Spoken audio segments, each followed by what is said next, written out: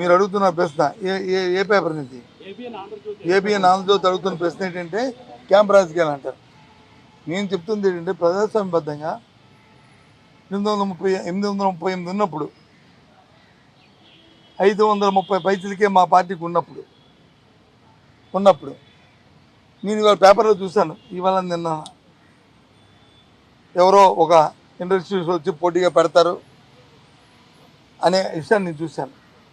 దేనికోసం పెడుతున్నారు? ఎందుకోసం పెడుతున్నారు? వ్యాపారం కోసమా? రాజకీయం అంటే ఇది వ్యాపారమా? వ్యవహారమా? చెప్పండి. ముందు దానికి ప్రశ్న తీసుకోండి.